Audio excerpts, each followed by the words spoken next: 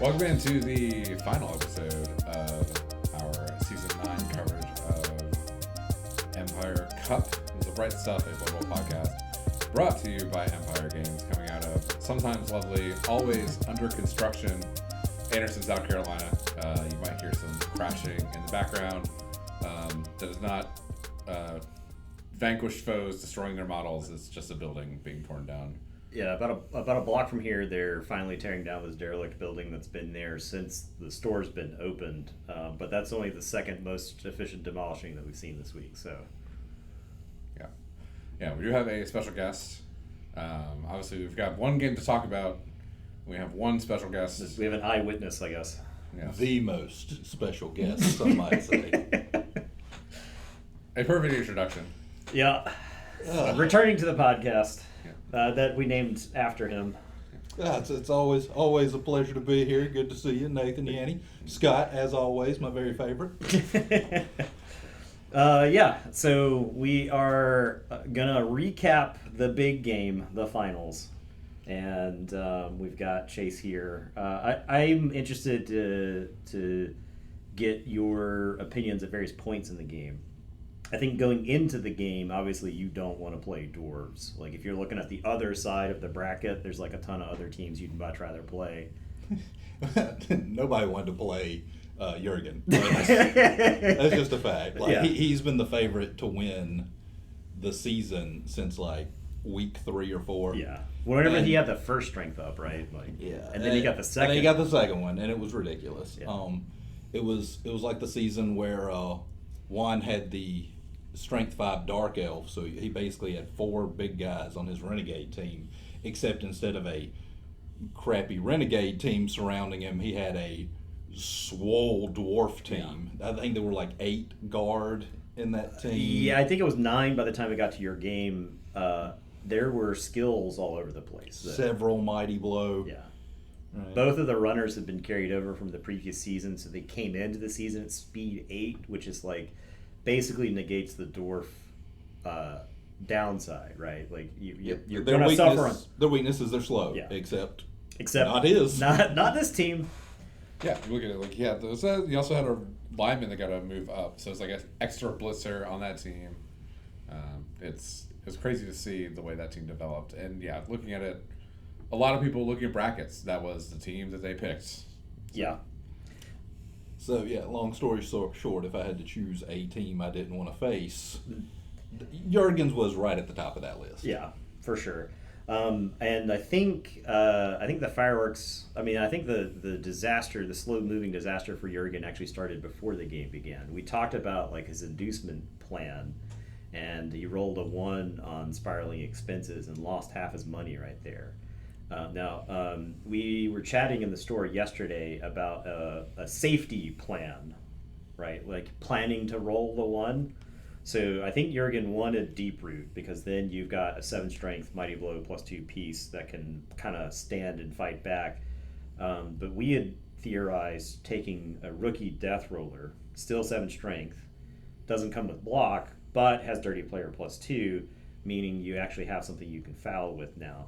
If you're planning on the 1 being rolled for inducements, then if you roll another 1, you only lose 10k, and then you're still sitting at 150, and you could take Cindy Bribe. And the Bribe is particularly attractive when you have both Cindy and the Death Roller. You get to pick one of those to keep in the game. And I think Cindy was, going into the match, I would want Cindy, because that's a way to knock over big guys that doesn't involve having to outstrength Morg or the Giant.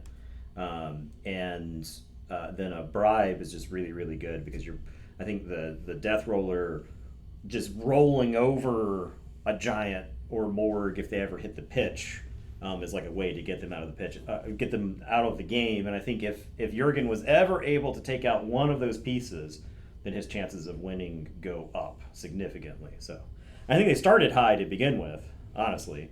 I think if we play that game 10 times, 8 or 9 of them, Jurgen wins. Yeah, and I actually think he made a game out of something that was going horribly wrong for him. Oh yeah. When he scored his first touchdown, it was I was at a place I was like, I'm not sure how I lose this. Yeah. And then he scored a touchdown. Yeah. I was like, oh, that's how. Yeah. Yeah. Yeah. Exactly. Yeah. I mean, I think the first half was kind of a disaster for Jurgen. I think it could go slightly worse. And actually, I think the first couple of turns weren't bad for him, but he did lose a dwarf on each of those turns. Yeah, I peeled off about a dwarf a turn for several of the first turns. I mean, I had a game plan going into the game that required me to kind of separate some of his dwarfs out, right? Yeah. Because he has so much guard, but it's still it takes 4 of them to get a 2-die block on a troll. Yeah. So if you can only do that so many times with 11 players, Right. If you're not just starting with 4 of them around a troll and 3 of them get to move off to the next one. So my game plan was, kind of spread the field a little bit against dwarves. So he's throwing blocks he doesn't want to throw as much, or he's getting blitzes on snotlings, Yeah. right? And because I got snotlings to spare. Yeah, and you rolled high in the right as rookies, so you had extras. Yeah, I got 6 of them. If we'd gone into overtime, I still would have been able to field 14 players. Yeah. Right. So it was I had plenty of fodder. Now it didn't hurt that he couldn't roll above a 4 for the first half of the game. Yeah, the Snotlings walked off a lot of damage from dwarves. Or that I couldn't roll below a 10 for the first half of the game, right? Yeah. Like, I mean, I'm not one to toot my own horn. Are we sure about this? I think everybody knows that about me. But despite my amazing tactics, I think luck did play a small part. I think it played a little role during that game. I mean, Yanni and I were watching, and I think you failed one bonehead slash. So Jurgen was keeping count, and I think it ended up being I passed 42 out of 43 bonehead and really stupid checks. Yeah. So that was fantastic. Yeah. Normally when I get in trouble with that list, it's when I roll like 3 ones. Yeah. For those checks, and I just have these huge sections of the table where I have no tackle zones. Right. Yeah, and I think there were a couple times where if you roll a 1, Jurgen can mob the ball with dwarves. Right. That was the thing. Is I think I was thinking about it from I think it was like turn 3. You'd peeled a bunch, and Jurgen had a bunch of downed players, and he stood them up.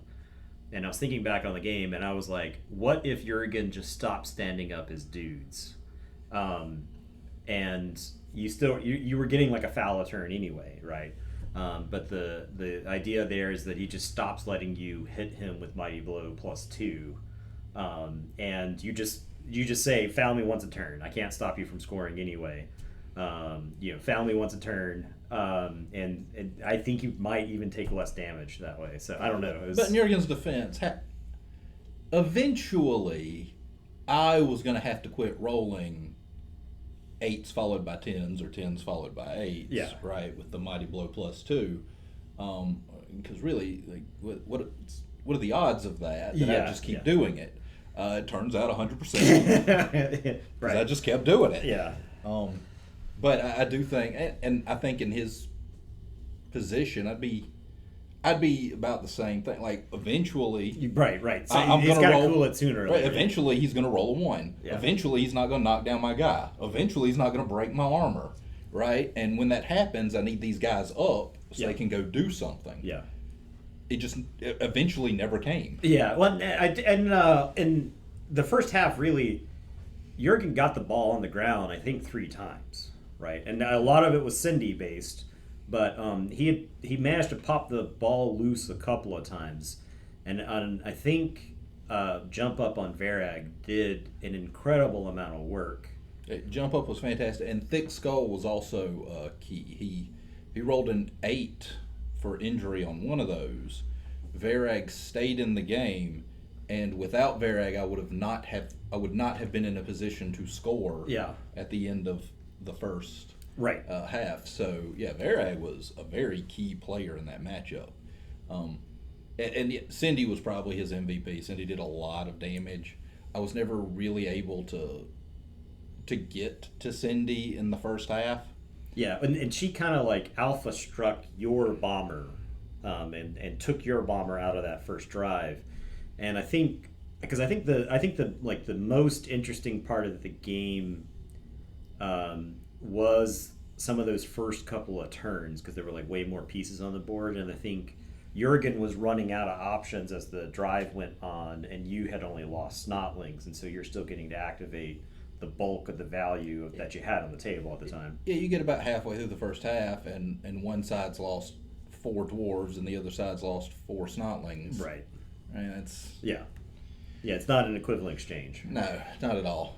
My guys are free. His are with their skills. They're like 100+ points each. Yeah. Right. I was piling. There was more SPP in his casualty box than I have on my team. Yeah. So. Right, and the second half, you started off with a blitz, which is obviously nightmare fuel. I mean, I called it. I told him it was going to happen. We You were stepped used outside to for a roll the smoke. 10s for the armor break. Yeah. So he stepped outside for the. He said something about me rolling 10s. I was like, I'm going to blitz you, right? Yeah. I think it's going to happen. I set up. I was like, I'm setting up for the blitz. And when I rolled it, I was like, all right, here comes a 10. Yeah. There it was. Yeah. So, and I think if you looked at that board multiple times, and you polled all of the players in the league, and you're like, who scores from this board position on this drive? I think 99% of players would be like, well, Jurgen failed 4 sure hands pickups in a row. Like, I think Chase probably scores here. And that was the tale of the second half. Yeah. He couldn't pick up the ball, Yeah. right? That gives you so much. He lost room. a lot of activations. I mean, I think a good way to examine a Blood Bowl game is number of activations taken, right? So if one player gets to activate their full team, the other person doesn't, then the person who's activating the full team is going to have some sort of advantage in that game, right? So Snotlings come in with some extra players, and you don't roll boneheads, so you're not losing activations there, right? He doesn't have the ball. I don't think he got a blitz off. I think he missed like 2 blitzes with it. Right. He never threw a bomb when Yeah. when he was going for the ball. I think Cindy actually did nothing in the second half other than be a threat. Like she took some fire away from some of the dwarves. She blew herself up one time. Yeah, She did. caused another turnover. Yeah. Right. I think Jurgen had 4 or 5 turnovers. It was bad. It was really bad. I had 1. Yeah. Right. I mean that's. Yeah. Right. There's like any number. It's like an actual football game, right? You look at like third down conversions. You look at total offensive yards. You look at like defensive penalties. There's like any number of those things that can kind of tell you the story of a game, and I don't think Blood Bowl is any different than that. For sure. Yeah. It's like, yeah, I love that measuring lost activations and seeing that. And, Jurgen's such a deliberate player when he's playing. Like, he had things planned out. You could tell he was going through the mapping, and it's like, okay, the sure hands pickup, that's going to work. It's the thing that, it's better to do that than try to throw a bomb with Cindy and have it fail, right? Yeah. And the thing is if the ball is in the hands of the 5 strength runner, then Chase has to work extra hard to get the ball, right? I think a big product of the success of that Snotling team was the number of 3-die blocks that you get to throw during the course of the game between the Giant, Morg, Varag, the extra pieces. You're getting all kinds of extra assists that other teams wouldn't, and so it mitigates the fact that like the Giant doesn't have block. It mitigates the fact that you don't have tackle anywhere on the team. And the 3-die blocks are kind of like, that's where a lot of your damage comes from. That coupled with the fouling. So. All right, and he just walked out. It stormed out. Forgot. He stormed out of the podcast. We were talking about 3-die blocks. If you're listening to he this, was so tired of glazing.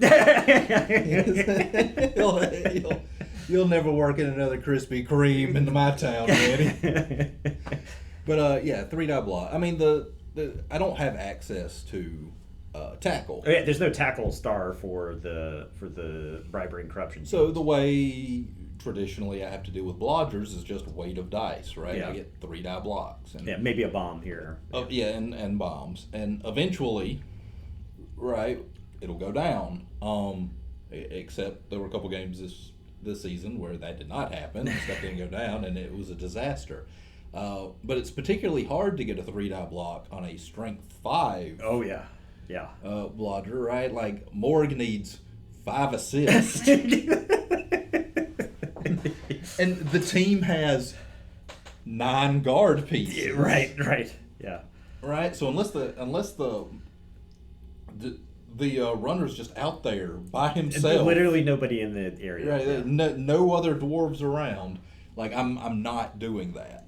And I got a couple. I was able to get a couple 2-die blocks on it. Ultimately, one pushed it. One was a double skull. I fell down. yeah. I was gonna say it actually. What took the runner down in the first half was itself. It like snaked to go for it or something like that, and exploded. Yes, he did a go for it to get on the ball that he had knocked Varag over with a bomb, and he did a go for it to get on the ball and snaked it.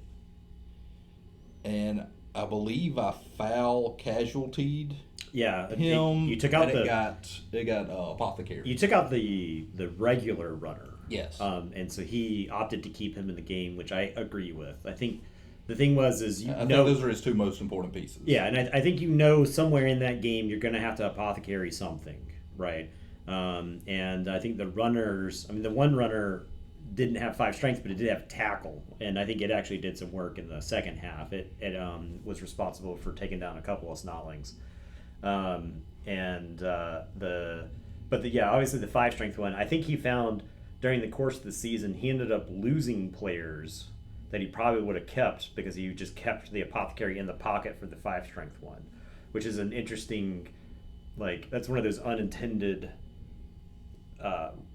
consequences of having a really key unique piece, like a once in a generation type player. Sure, but I think that is what you keep the Apo for in that case, because if you lose a guard, brawler, whatever lineman, right, a three skill blitz or something like that sucks, and you would. But you can't depending on how far you were into a game when it came up, you would or wouldn't use an Apo on it, but. If you lose that 5 strength, you can't replace it. It's literally he got to the finals on the back of that 5 strength runner. Yeah. So the end of the game, the very end of the game, I took a fairly low probability play where I threw teammate in order to get him into the end zone, and it worked out. Yeah. But the reason I took that play instead of just opting for let's do some more damage and throw another foul and try to go into overtime with him only having 4 players, and I have 11 plus and a wizard, right, which is a fantastic place for me to be in, is that if I kick off to him and he puts it on that one runner, I'm going to have a lot of trouble getting the ball off that one runner. Yeah. It's entirely possible that runner runs around in your backfield, and he's stalling because he doesn't want to give you the ball back, right? You could kill literally every other piece on the team, but that runner could run around on your goal line forever, and you might not get it down. If I get some bad dice, that runner can. I'm bad dice, just average. If I get average dice, that runner can solo my team because I do not have really the tools needed to take it out. Right? I've I'm going to have a wizard, which I'm going to throw at him. Right? Yeah. I'm going to try to knock him down. And the question is whether you go for the frog or you just knock it down. I think knocking it down. I think you right. knock it down, right? Because you go for the 4+ instead of the 5+. Yeah, and then you can try to foul it from there. Yeah. If it hits the dirt, then I think that runner is in trouble because it's only armor 9. It's only armor 9. But if I'm going to surround it. Yeah, putting it on the ground is the problem, right? But like it's such like a diabolical piece in that it could be surrounded by 8 players. It could stand up. It could 2-die uphill into like a snotling or whatever, based off of like what's exactly surrounding it, and then stand up and dodge away and makes him go for it. And you are in a position where you're having to make go for it to even catch up with him, right? Because he's so much faster than the rest of your team. Yeah, it's a nightmare piece to play against. I got lucky in so many ways this game. Right? Like you know, if I'm telling you that it was not my innate skill, yeah, that it's true. Yeah. Right? Like I got lucky in a lot of ways, and just that guy not having the ball for most of the game. Yeah. So there were actually, I think if you were to put my game against Jurgen and your game against Jurgen side by side, what happened to me is what happened to Jurgen in this game. Now, mine was mostly due to like double skulls rolling. Jurgen's was like inability to handle the ball we needed.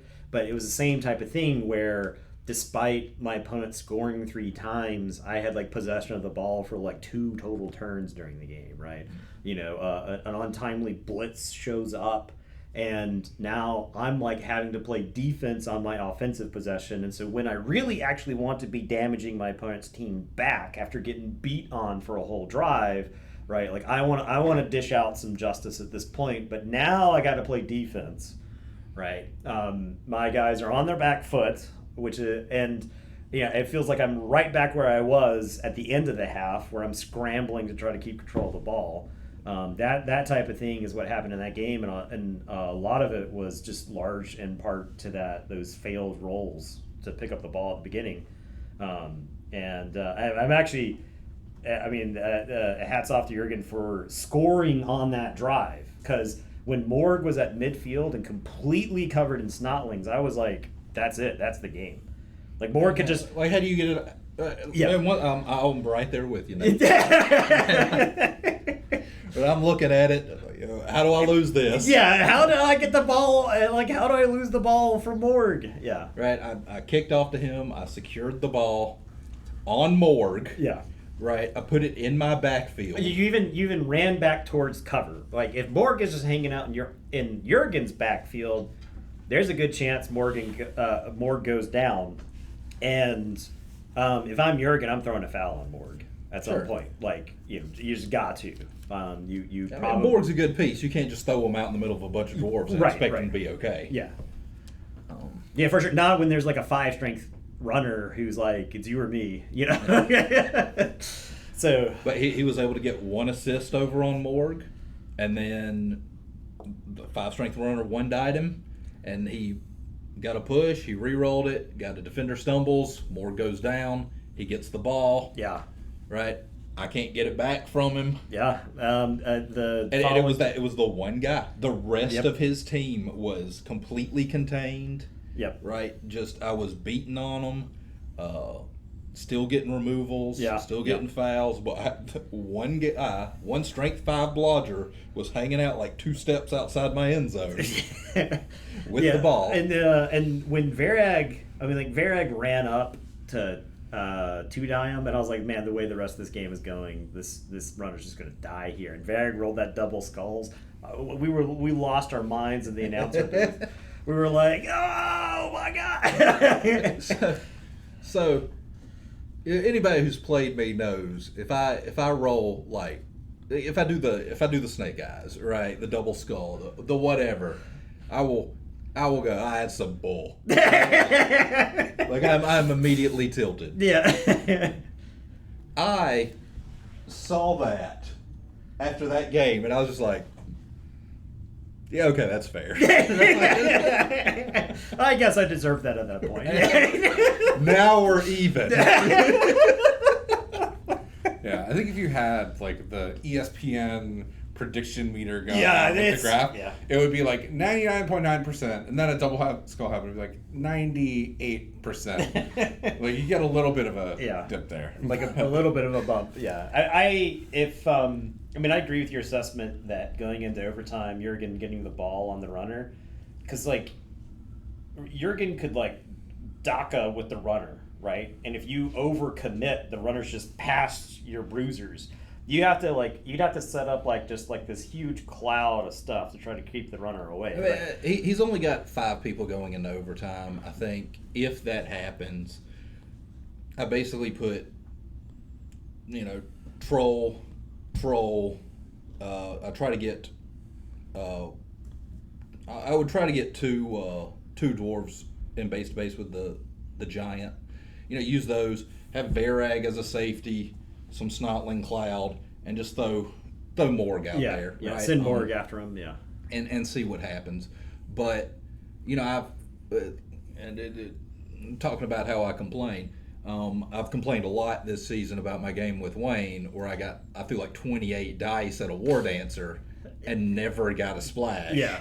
Right? So it's fairly likely that I just, 2 die with Morg, get nothing, he dodges away, right? If Morg can catch him, I get a 2 die with Morg, nothing happens, he dodges away. If not, then I've got to put like a bunch of Snotlings on him. Yeah. Right? It's... Yeah, and he burns out the clock, because you had used both of your rerolls at that point. I think he still had a reroll left. I don't like his chances, but if things work out in such a way where he gets the ball first, I think his chances of winning that game they're not 0. No, and when you're in a position like that, I found myself in a similar position when I was playing almost Ad last season in the postseason, where I didn't think I could win. Like, I could get into overtime, but I didn't think I could win overtime because he was just beating my team so bad, right? He had the numbers on me. So I get the ball at DACA, and he's like, all right, well, you got to come at me if you want to score and win this game. And I was just like, okay. And I just hung back for 8 turns, then we went to dice. Right? Because you got a 50% chance of winning kicks. Yeah. Right? So he could have, like, if he can keep the ball away from me with the runner, like, he doesn't even have to score. Yeah. Right? He sends it to kicks. He just goes, all right, I got a 50-50 chance. Right. Let's see what happens. Yeah. Yeah. Yeah, I mean that's a good point. The playing for the draw, right? When you think your chances of actually scoring are so bad, if your chances of scoring are less than 50%, you're better off. Yeah, with the kicks, right? Going for kicks, because that is 50%, right? I mean, normally it's much higher. Normally, if you get the ball, you can usually get it in somehow, unless something goes horribly awry. Right? Or, assuming you don't have 4 players or whatever. But yeah, I mean, if I think at that point, his chance of scoring with 4 players, I mean, you go for it if you get the chance, but you've got less than a 50% chance with 4 players against 12, 13, 14 that I'm going to be bringing. So yeah, I mean, it's a viable strategy. You just go for kicks and see what happens. Yeah. Now, I wouldn't have liked his odds just because he's rolled nothing but 1s and 2s all game, and I've rolled nothings but 5s and 6s. Yeah. But yeah, who knows? All right. That's I think that was a pretty good recap of the big game there. Jurgen wanted me to point out that he lost 1 game the entire season. Yeah. Well, so did the Patriots. So the only one that matters. back in 2007 or whatever, right? So yeah. I think we're gonna close out the season with just talking about some stuff that happened during the season. Yeah. Toss out some honors. I think one of the funniest honors that we talked about in the previous season was deadliest job. That was it was like a specific lineman last time. But actually, I think the deadliest job in this season was being a skill position player on Austin's team. Yeah. So a close second to that would be a Skaven thrower. Yeah, that was a deadly job. Yeah. How did the Ghouls on Sean's team fare this season? They didn't do great. They're Okay. they're in the top 5 for sure, but there were a lot of dead ghouls.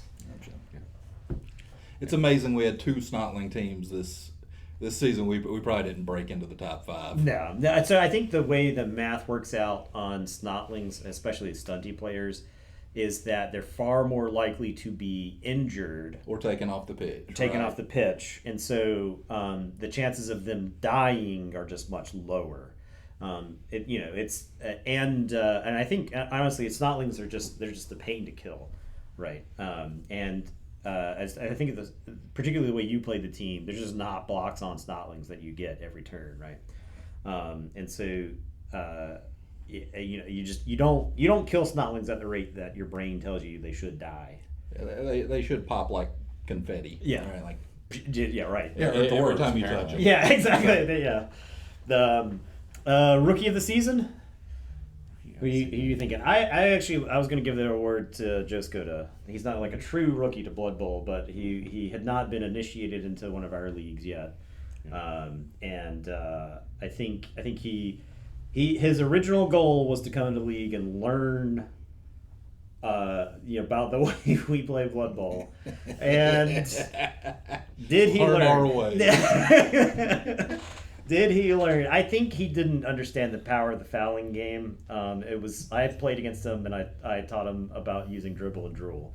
And somewhere during that game, he said, "Oh, I get why people do this now." This is good. Yeah. I think if I had to pick, I would say Bryson at the end of the season, once he got the Shamming Undead, that was a huge improvement. And I think that was like a lot more. Yeah. I I think think he that- wanted. I think Jack also came in pretty strong, and I think if Jack hadn't had a series of catastrophes over a span of games, because Jack came in, beat Wayne game 1, he came in pretty hot, and I think he was in like a position where he still could have made the playoffs for quite a bit. And when I played against him, he did not roll particularly well, I gave him like a decent chunk of blocks, but he was like he just couldn't break armor. So Yeah. he was also, I think he took a strength down. I mean a movement down on a mummy, and he didn't retire the mummy immediately. And then during that game, I knocked the mummy over, and the mummy spent like the whole half on the ground, just rolling around, just trying to stand up, unable to do anything, powerless. As my team took its sarcophagus and took it to the London Museum. So You belong to England now. yeah. Let's see. Other awards we want to give out. We could talk about the star player, most drafted star player. Yeah. It won't surprise you. Yeah. Is it Morg or a Bomber? It is Bomber Dribblesnot. Yeah. 57 appearances over right under 200 games. So coming in about a quarter of the games Yeah. that were played. I actually think Bomber cooled off as the season went on. Mm-hmm. But Bomber was everywhere early in the season. Yeah, like Bryson taking the Black Orc team out, he was taking Bomber quite a bit. Yeah. So that removed one. I think that's a requirement for the Black Orc team. Like, Yeah. Actually, I hope Black Orcs get some improvements in the next version. I think they're a team. I think they need like another Goblin positional of some kind. I don't know what it is. Give them a Bomber. Yeah, Like like a legitimately, roster you bomber. have to take, if you're going to do well with Black Orcs, in my experience, you pretty much have to take Bomber Dribbles, not every game. Yeah. I think most improved, I think Barbie did quite a bit. Like she jumped up quite a bit. Now I think I don't think she really understood how to play elves, and I do think elves take a little bit of like finesse. But Barbie put up a lot of touchdowns for someone with like what was ultimately a losing record. She gave up a lot of touchdowns, but at least she got the scoring touchdowns with Skaven part down. So If she could get her defense on point, right? I remember I seem to remember there was a game And I think it was right after one of the shows where you were like, yeah, if you can, there's some teams that just can't score 2 touchdowns. So if you score 2 touchdowns, you win. And there's some teams that can't score 3 touchdowns. If you score 3 touchdowns, you're just going to win. Yeah. And she scored 3 touchdowns and then lost. Yeah. Right? I think that was against Jim. I think Jim scored 5 or something like that. I think it was like the Elves and the Skaven were just running past each other, just dunking the ball in over and over again. So. It's very rare that you score 3 touchdowns and don't win a game. Yeah. And I think it's just kind of getting like she's got offense down. Yeah. Right. And it's one of those where I think gutter runners are just like an addictive piece to play with, right? As someone who's played some Skaven, you understand that 9 speed, 2 agility, built-in dodge like enables some silly plays even at the rookie level, and then if they get any skills, which they are apt to do because they get so many touchdowns, they advance very quickly. The players get crazy. Hey, it's a fantastic piece, but you get to the playoffs, they've got 4 or 5 skills each. Yeah. Right. Like they're star players in their own right. By the time you get to the playoffs, so you got 4 of them. Right. Yeah. It's so easy to score with them, run up the score with them. Yeah. If anything ever starts going wrong for your opponent. Yeah. Right. That's a touchdown. For you. That's the I think that's the major advantage to Skaven is, and that's the disadvantage to other teams.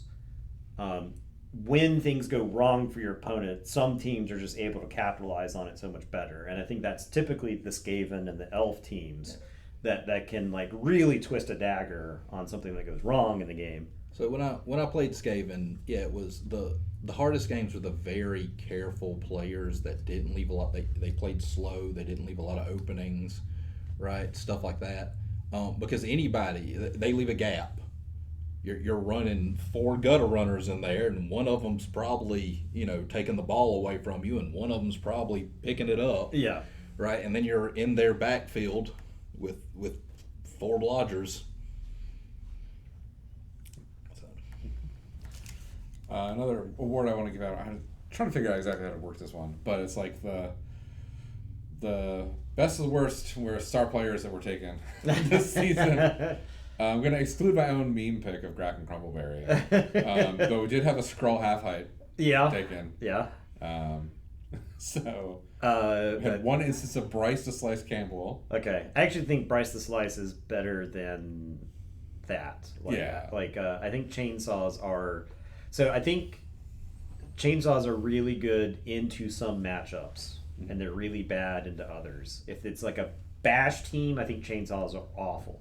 If you're playing against somebody with like a lot of blodgers, that usually means they've got low armor, and the chainsaw is like really good at putting blodgers on the ground. Yeah. Like the actual winner of this award might have to be Swift-Vine. Grimmershire taken 3 times, and I think probably survived a total of 4 turns. Was it ever taken by more than one player? I think it was only Ness. Yeah, I think it was only Ness. Yeah. So I think Swift-Vine is an interesting piece. I think Swift-Vine's problem might be costs, because Swift-Vine is like 110, right? It's kind of pricey. I don't love it on elf teams, because I think you're putting a player that isn't an elf on the pitch, and then that, like, Glimmervine is kind of a target because it's like 7 armor with no defensive skills. I'm not sure what you put that in. Like, the first time I saw it, I thought it was trash. Like, I have no idea what you put that in. Yeah. I think it enables some really interesting positional play, because it can cage dive once a half with a stab, and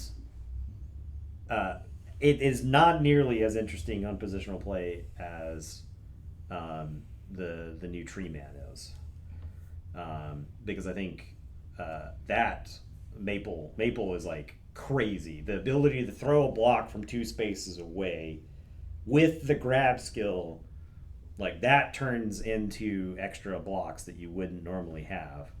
I was actually there was somebody in this had the ability to take both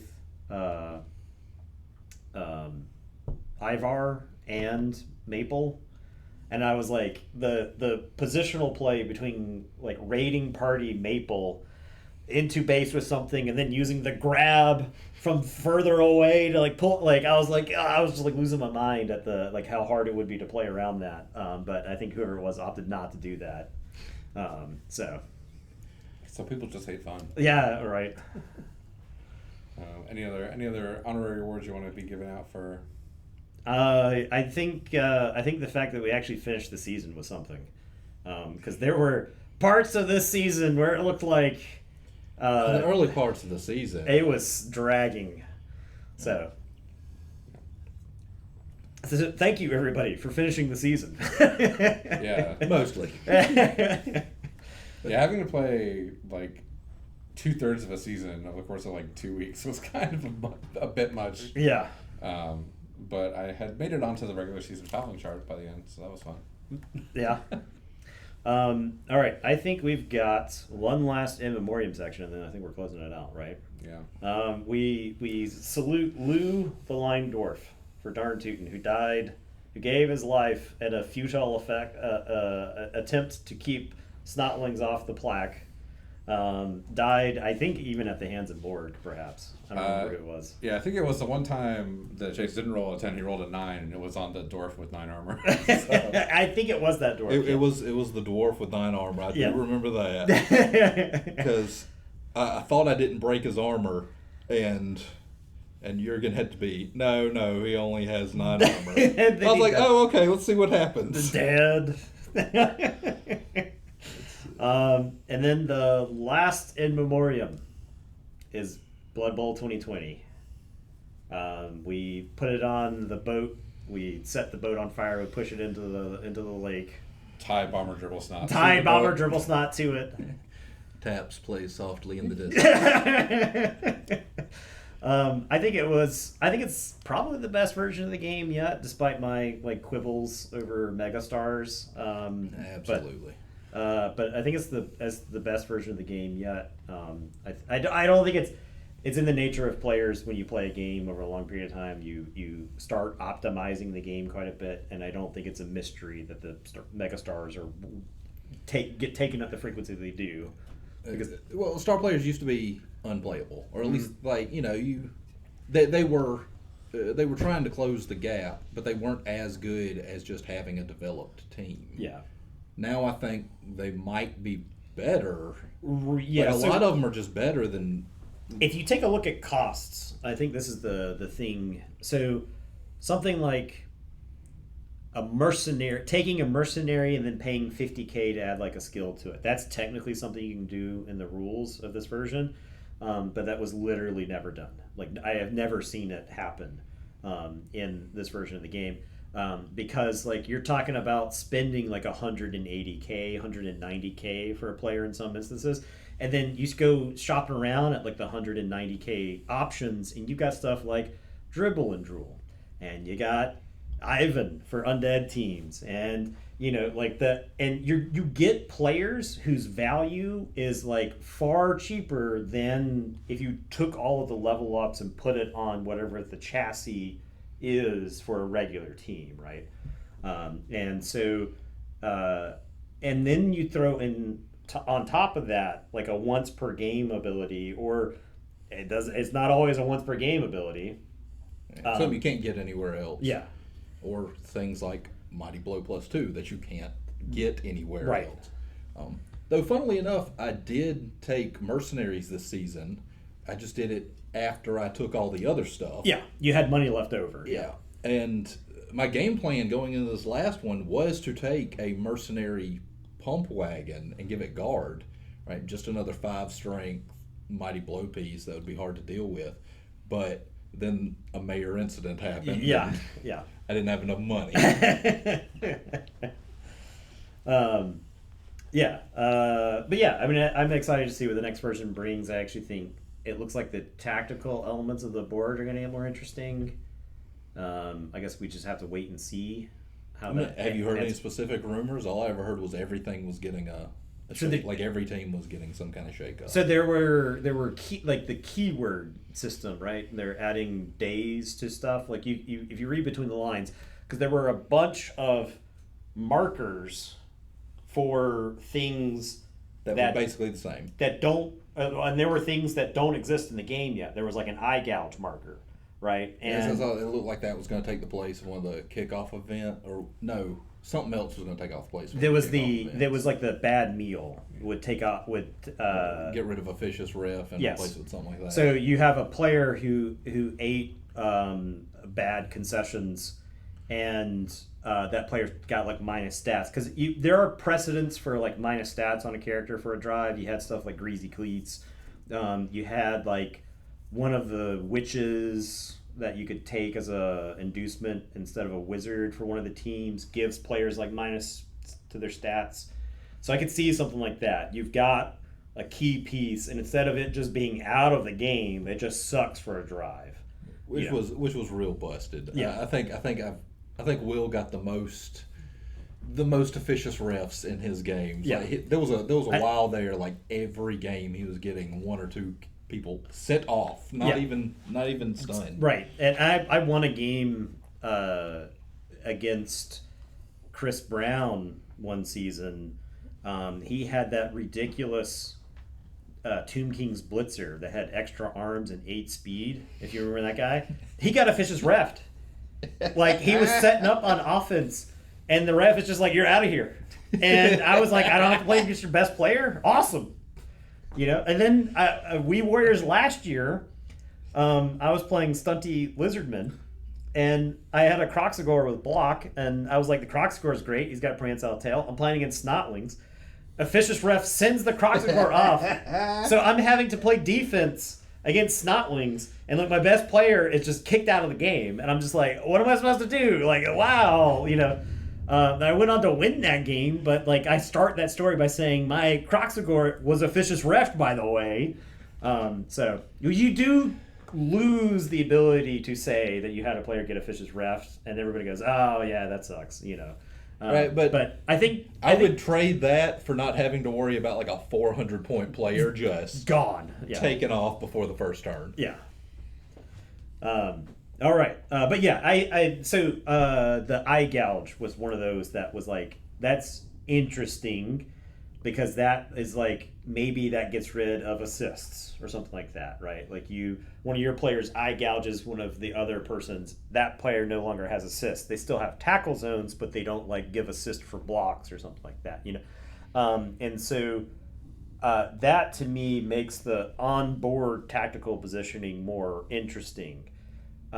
Right now, the only really equivalent to a lot of that stuff is like hypnotic gaze, and I think most people would agree that hypnotic gaze is pretty busted. It's a little too good. It's a little too good, but if you take hypnotic gaze, chop it up into a couple pieces, spread it over a number of skills, then the game gets a little bit more tactical, right? It's more about like where your guy is in relation to other stuff on the table, what you could take away from the opponent for their turn, that stuff. I can say that. You taking away their tackle zones for assist, or taking away their tackle zones for dodging, right?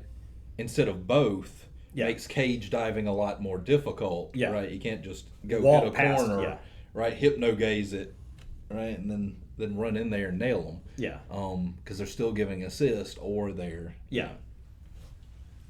So yeah, I mean, I think hypno gaze probably survives, and I think it probably still works as if you're just giving your opponent bonehead. It seems like the way the keyword works is you would just like distracted or dazed or whatever it was that the keyword is. But I think giving some of the slower brute pieces like a way to like walk up to somebody, it's not a blitz, but they walk up and they gouge somebody in the eye for a turn, however, whatever the length is. Sure. Teams like Blockworks, that seems kind of flavorful to me, right? Like they're there to play dirty. And the Orc box team is called the Gouged Eyes. Yeah, right. Right. So you walk up, your Blockwork just puts a thumb right in somebody's face, and they go to try to hit you back or whatever, and now they got to go scrounge up a couple more assists. So yeah. All right. Well, yeah, there you go. I think we're closing it out now. Yeah, that's pretty much it for this season. Yeah. The whole A lot of fun. Perfect end to a perfect edition of the game. Yeah. I think we can all agree. Yeah. We'll spend some time spray painting the W into the podcast. The Right Stuff title podcast. page. But yeah, appreciate everyone who has been listening to this. Congratulations again to Jace. Yep. Thank you. And, you. Truly deserved it. Yeah, and if you want to hear more from us, make sure you're following us wherever you listen to your podcast. Like, subscribe. I don't know. I'm sure Chase would accept some form of tip if you want to reward his glorious thing, so we can afford a different post-it note for the plaque. I'm just saying, Juan's been waiting for that plaque to get updated for a while, and it still hasn't been. So I took matters into my own hands. All right, we're out of here, I think. Yep. All right. See y'all next time. Later, nerds.